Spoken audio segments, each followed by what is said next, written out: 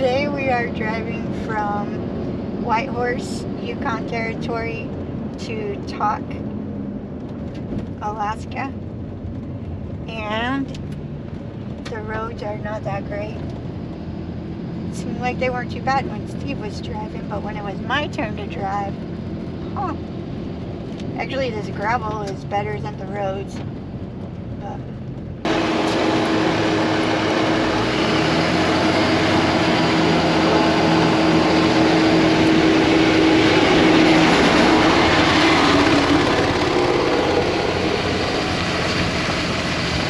Okay, what were you saying? See, the gravel's not really all that bad. At least it's kind of dependable.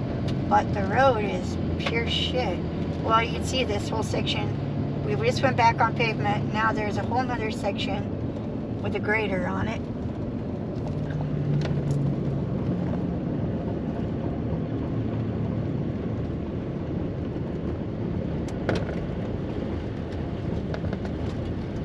But what is bad is like you're just driving along on the road and it's good for a while, so you creep back up to like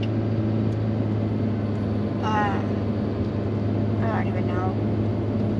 You were doing 95, 96 kilometers, which is what, about 50, 55 to 60, between 50 and 60. But then I soon learned that you can't do that. Could go like 70 kilometers, which is about 45. So What happens if you go more than 70? all of a sudden the road looks great and then you're bouncing in the air. So I'd say all of a sudden, BAM! yeah. Bam, bam, bam! It feels that way to me too as the driver. Yeah, if it's all like this, then you know, go slow. But then it'll just be nice and paved for a while. And then I think it's a frost heave. Is that what it is? What's making those things come up? So it's literally like whoops on a, not as extreme, but whoops on a motocross track. They even have little signs that say whoops ahead. That's my interpretation of the sign anyway, seeing as how it's Canadian Pictionary. But yeah, so now it tells me to slow down to 70. I haven't even gotten up. I'm like 60 kilometers, so 40 miles per hour. Hey, welcome. Wanted to chat with you about numbers. So, because we're all about numbers. Yes, I think certainly, you know, before going to Alaska, my concern is how much is it going to cost? And you see just wildly different cost breakdowns of how much it costs to get there. So we thought we would share our costs with you. So we left Colorado Springs and we drove all the way through to Tok, Alaska. Tok. T-O-K. It's T-O-K. Yeah. Tok rhymes with folk or yolk. Egg yolk. Tok. Okay, so this is our cost breakdown from Colorado Springs up to Tok, Alaska. So for us, mileage, we drove 2,638 miles. In fuel, we used diesel. We spent $1,108.45. The cheapest anywhere was in Calgary, Alberta, and we paid approximately $3.59 per gallon. The most expensive was in Toad River, BC, and we paid $5.95 per gallon. So I think my preliminary cost, what I had fleshed out in the beginning, was either $5 or $5.50 per gallon. As an estimate? As an estimate of how much it was going to cost. So from that standpoint, we really came in as expected. On our way up, we stayed in a bunch of different RV parks. So Lions campgrounds in Canada were where we stayed quite a bit.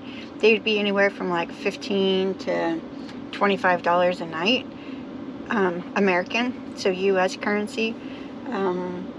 traveling through Canada this summer, everything was like an automatic 25% off for us It's a discount, because of yeah. the rate exchange rate. So we really enjoyed staying at the Lions campgrounds. We generally got power and water, and then there'd be like a main sewer for the campground. But $15 to $25 and really nice campgrounds. So we kind of traveled from one to the other. What do you got to say? I'm not sure why Noelle was having such a hard time. I was telling her just a minute ago, this is pretty relaxing. And then this.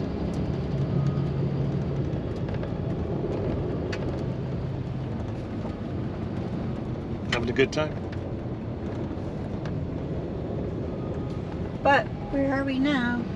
We are in Alaska. Woo, woo, woo. The border agent was a bit of a putz. He said to me, where are you coming from? I said, wherever the Canadian place was. Whitehorse. Whitehorse. We were in Whitehorse last night. He said, no. Did you go from Alaska into Canada? Now you're coming back to Alaska? No. That was a no-brainer to me. Yeah. You were just being a smartass. Whitehorse. What am I supposed to say? You're supposed to say we started in Colorado Springs. Weeks ago? Yeah, well, Good you're supposed Lord. to say we're coming from the lower 48 and going to Alaska. He needs to be specific with his questions. Well, he's the boss. Yeah, I know. That's why I kept my mouth shut and didn't say, you're being a putz. He was being kind of a putz. Then he wanted to argue with me. Well, why'd you park your truck over there in the truck lane? I said, because your height restriction here is 12 foot 10. He said, well, you're not 12'10". I said, you're right, I'm 13'3". That don't look 13'3" to me. Doesn't really matter. Don't really care. So, yeah. Yeah, we're back into the U.S. On a gravel road.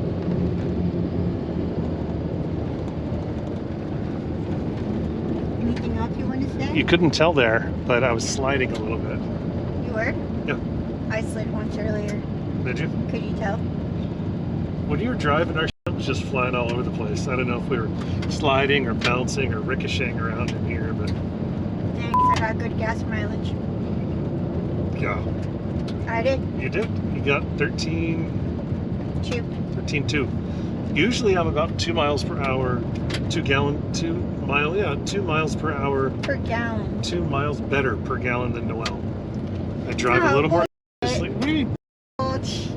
You're not usually. Yeah, I am. No, you're not. Yes, I am. Off. Wow, the language. We hit a nerve there. So one of us has consistently higher mileage. Shit, that's so untrue. I have high gas mileage. When? I hold the record. No. Actually, you lost the record Well, just on this trip. I don't know that that's true, but okay. It was your numbers. No, it wasn't. You said my numbers were wrong, so you made up your own. That's the truth. That's the make truth. up my own numbers. Yes, you did. You gave me numbers, and I put them in. I and gave said, you numbers straight off of the mileage indicator. Yeah. You Anyway. didn't like it. So you choose your own numbers, and then all of a sudden you got the best gas mileage. If I just changed numbers I didn't like, I would have changed them long before this. Well, I'm now the record holder. okay then. Best gas mileage. But I'm the best gas mileage today. Oh, for today. Yeah. For today. I'll fill up before the day's over. Okay That way I then. can crush your record. Alright, here we go down the road some more. We are Costco members. We use it wherever we're traveling. We were caught. We like the hot dogs. Yeah, Look at these chins. We like the hot dogs. We were caught unaware, though, in Canada, they don't accept a Visa and they don't accept American Express. Well, in the U.S. they don't accept American Express anymore. It's Right. only Visa. So landing somewhere that was only accepting of MasterCard and That's it. MasterCard and cash. there's one other card they took. No, there's not. It was a gift card thing. Oh, well, that's their Costco shop card. Yeah. So I think when we first tried to fill up, found out like we couldn't pay for it. So we ended up going to an ATM to get cash. Inside Costco. Inside Costco to get cash so that we could buy a gift card to pay for our hot dog and pizza And then gas. pay for gas fuel when we diesel. came back out. So definitely something to be aware of. And a lot of, actually I thought of it, a lot of the smaller campgrounds that we stayed at, they were cash only. Yeah, that is true. So we took out maybe $200 Canadian and just took that with us through the whole run of Canada. Yeah. But I don't think we spent more than $60 in the campgrounds, because They're cheap. they're cheap. As far as preparing for the trip, we have 2 books that we're taking with us. The Milepost book, you can find it on Amazon. Maybe it's like $30. And then we had a Backroads book, finding like kind of routes that were off the beaten path. I did not find the Milepost book to be like a huge resource beyond what our telephones were. The Milepost book to me was fun. It gave us a lot of information to read, because there's some long ass stretches where there's just nothing. It tells you things like, I don't know, I should have prepared ahead for this segment, but it does tell you things like at Milepost 175, you can, that's not real, like, that's an example, I don't remember the Milepost, but you're going to see a lot of bison. And that was true. Yeah. Like wherever it told us stuff like that, like literally there would be a herd of bison sitting on the side of the road. So that kind of stuff was pretty cool. I think for me, in relation to fuel, the information on my phone was just as accurate, if not more accurate, than the Milepost. And this is a 2023 edition, so they update it regularly. Yeah. So if there are sections where there were a lot of sections with no cell service, this did come in handy to be able to say like, oh, gas stations coming up, or snack stations coming up. Because we own it, I'm happy to keep it, and we'll use it again if we go to Alaska. But I don't know that I would stress a whole lot if you're planning to go up and you don't have a Milepost. Plus, they're all over up there. You can buy them. You can buy them everywhere. The gas station or the supermarket or whatever. Yeah. So you don't get one ahead of time. It's no big deal. Not the end of the world. I can honestly say that I never opened this book and looked at it. Steve did. I can honestly say I did. Yeah, I didn't. Yeah. I did zero planning ahead of time. So I guess the biggest reason I did zero planning is because coming up next, we will see our son and his boys in Soldotna, Alaska. It's down on the Kenai Peninsula. They are going up for a vacation to do some fishing, to do all the boy things. And then after that, we're going to go to Anchorage, where our daughter and son-in-law and another grandson lives. So I didn't really plan a whole lot of Alaska because my plan was grandchildren. So yeah, we are playing this loose and slow. I think like visit with family, number 1. Number 2, I really want to go up to the Arctic Circle, so I want to hit the Arctic Ocean, like stick my toes in, then I can cross another ocean off of my list of things that I've done. Other than that, our plan really is just to be gone before the snow hits in the fall. But we don't have to rush out on like September 1st. We're not like tied to that. So the date of departure for us is fluid, really based on weather. yeah. An unknown for us, we're freelancing, so we need internet connection. True. We've got our phones. We have AT&T. Hotspots on our phones. And then we have a T-Mobile MiFi. I think that's what they call it. Like little box. Little Wi-Fi box. Yeah, so I did a lot of homework on the T-Mobile, and it looks like we're going to have coverage certainly all around Alaska, the lower portion of Alaska. Anchorage, Soldotna, Homer. We've got like wall-to-wall coverage. So I'm not really... It looks like it's all pink. Yeah, I'm not really concerned. On their service map. It's when we go north, when we're going to head towards the Arctic Ocean, that's when it looks like the coverage starts to get a little spotty. So if we're doing well with our work, then we'll make the shot for the Arctic Circle. But if we are behind or having problems with coverage, then we really cannot. We talked with people about how well Starlink works up towards the Arctic Ocean.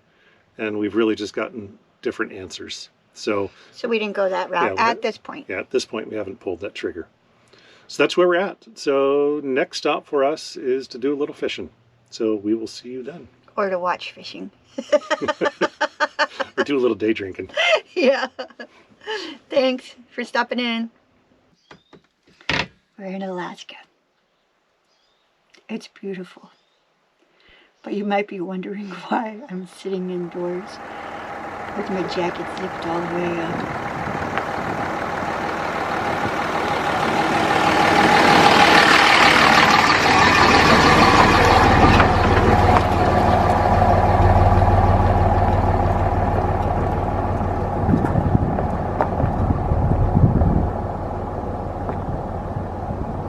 Don't forget to like us and subscribe.